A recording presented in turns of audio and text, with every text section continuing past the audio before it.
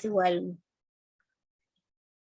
Entonces, estos dos capacitores son capacitores de acoplo, ¿sí?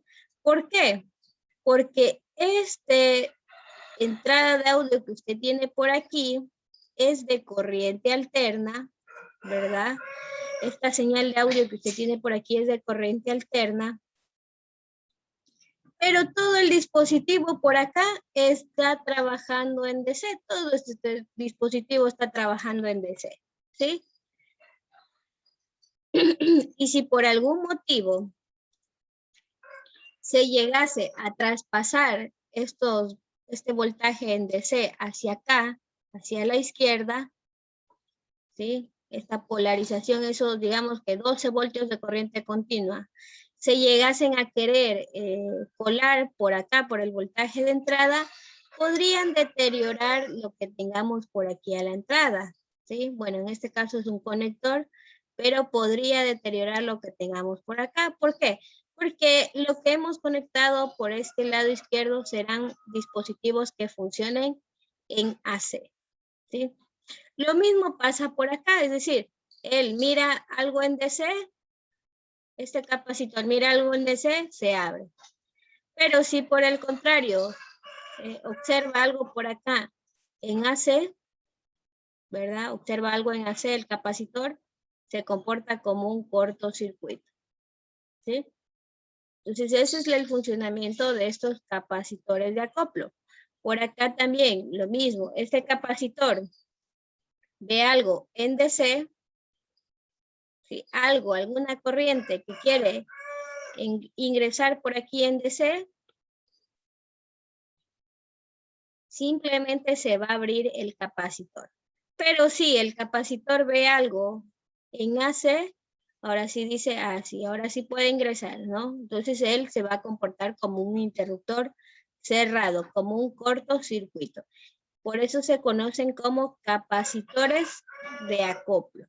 Entonces, si por A o B motivo me olvido de colocar este capacitor, este parlante que yo tengo aquí funciona en AC y yo he polarizado, digamos que con 12 voltios, ¿sí?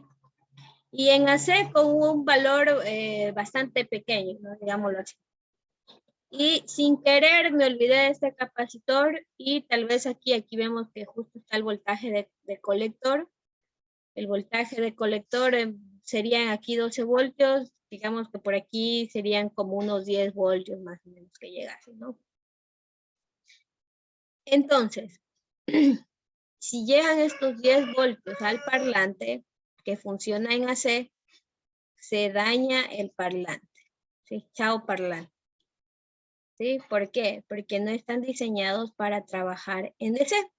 Y creo que esto es algo común que suele pasar en las prácticas de los amplificadores, ¿sí?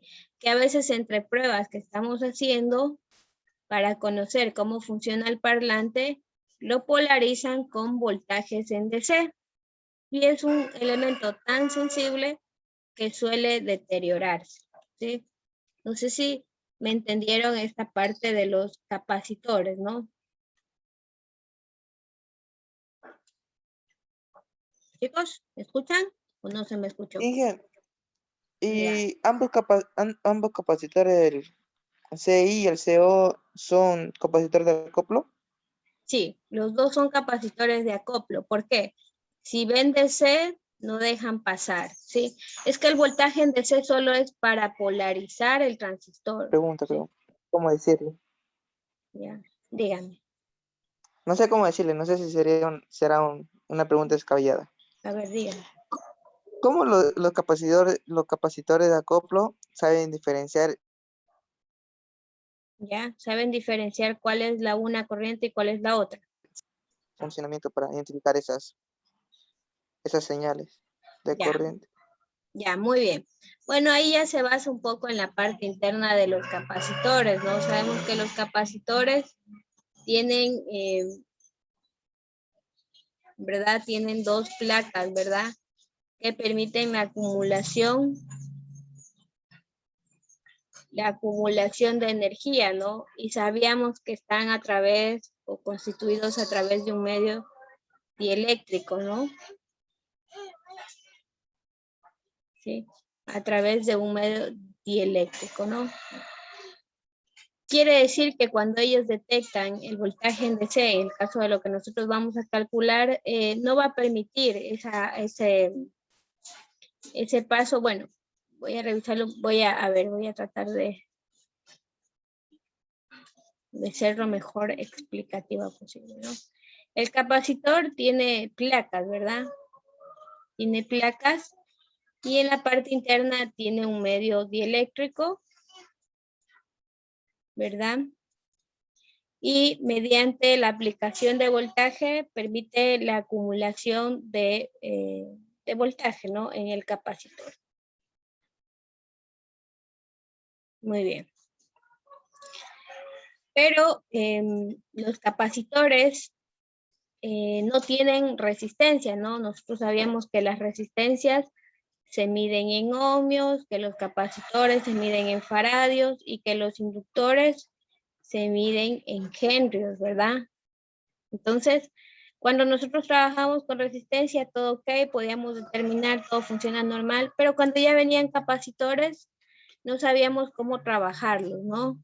Entonces, ahí nosotros tuvimos que utilizar las famosas impedancias, ¿verdad? O las reactancias, por así decir. Entonces, por ejemplo, para el capacitor, teníamos que encontrar una reactancia capacitiva, ¿sí? Y la reactancia capacitiva era igual a 1 entre 2pi por la frecuencia por el valor del capacitor, ¿sí? Y nosotros, cuando hablamos de voltaje de corriente directa, la frecuencia es igual a ceros,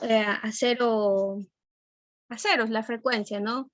Porque recordemos que un voltaje de corriente directa funciona así, ¿verdad? Por ejemplo, aquí hay 12 voltios y funciona igualito a lo largo de toda la señal, ¿no? Por lo tanto, las señales en DC tienen una frecuencia de 0.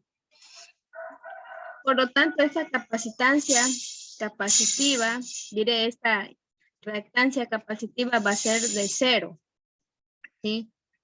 Entonces, quiere decir que en presencia de corrientes o voltajes de corriente directa, el capacitor no va a permitir su acumulación de energía y tendrá una capacitancia de 0.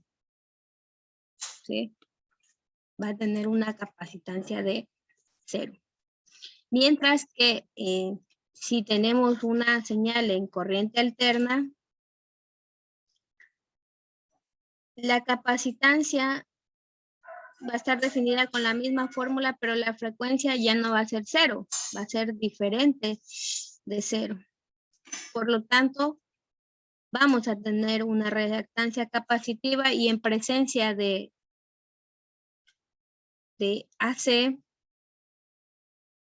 tendremos una capacitancia reactiva diferente de 0, ¿no? Que esta capacitancia o ese tipo de situaciones ustedes los manejaban, si se recuerdan, como impedancias, ¿no?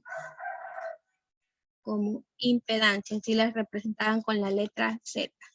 Y recuerden que las impedancias ustedes hicieron el análisis cuando ya tenían circuitos de corriente alterna.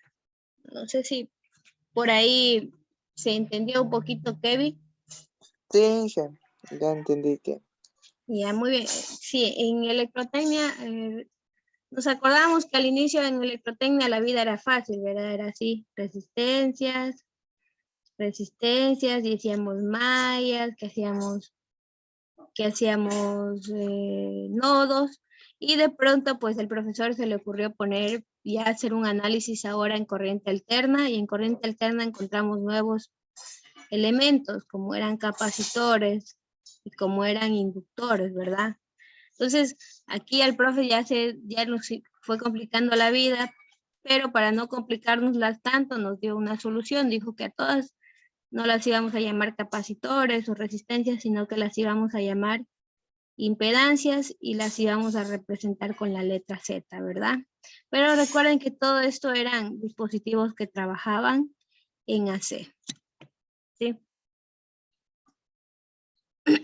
Bueno, no sé si por ahí quedó claro un poco esta parte introductoria de los circuitos en AC. Ya, muy bien. Y es válida, su pregunta es bastante válida, bastante buena.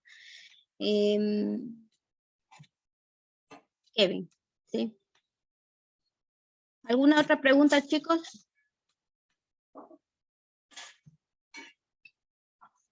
Bueno, si no hay preguntas, pues bueno, vamos a quedar hasta aquí. El día de mañana vamos a continuar viendo cómo es el análisis en AC. ¿Por qué? Porque nosotros hasta el momento hemos polarizado, ¿verdad? Hemos polarizado, sabemos que hay una ganancia beta que me permite aumentar esa corriente del colector, pero yo no sé qué tanto influye esa corriente de colector sobre mi voltaje de salida. ¿Cómo es que yo logro tener esto y yo logro tener esto amplificado? Es decir, yo no puedo determinar a ciencia cierta cuánto es la ganancia de relación de entrada a salida. Para hacer eso necesito hacer mi análisis en AC. Sí, vamos a tratarlo, es un poco tedioso, pero bueno, vamos a tratarlo de hacer lo más simple posible. ¿Sí? Bueno, chicos, no sé si me escuchan, me escucharon o no me escucharon, pero bueno, quedamos Sí, hasta sí. aquí la clase del día de hoy. Oye, una pregunta. Díganme.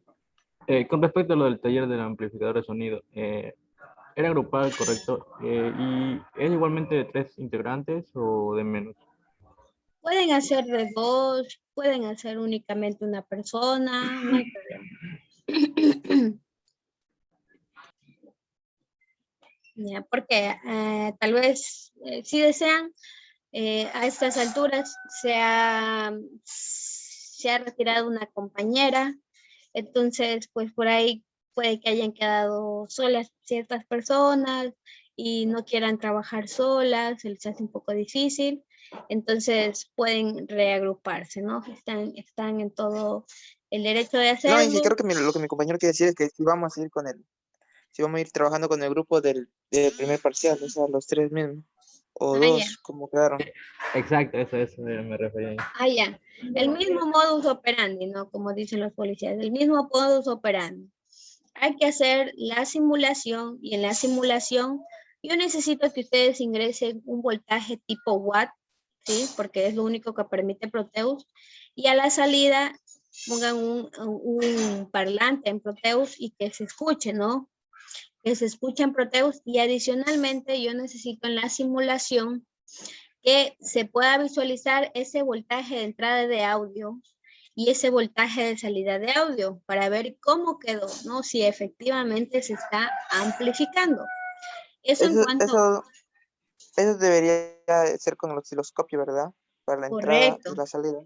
Sí, ya vamos a terminar el análisis en AC y vamos a ver cómo debería ser esa salida, pero sí, tiene que quedar, representarse en el osciloscopio, entrada y salida. Y finalmente en el ProtoWar, pues yo en el ProtoWar simplemente voy a verificar que suene, ¿no? Que suene la música y que se esté amplificando. Vuelvo y repito, el amplificador que yo he planteado en el aula virtual es tentativo. Usted puede plantear otro. Sí. No sé si me escucharon, se me escuchó entrecortado. Mil disculpas. Vamos a quedar hasta aquí el día de hoy. Nos vemos, chicos. Hasta luego, Inge. Chao, profe, cuídese. Creo que me escucharon entrecortado. Ok. Chao, chicos.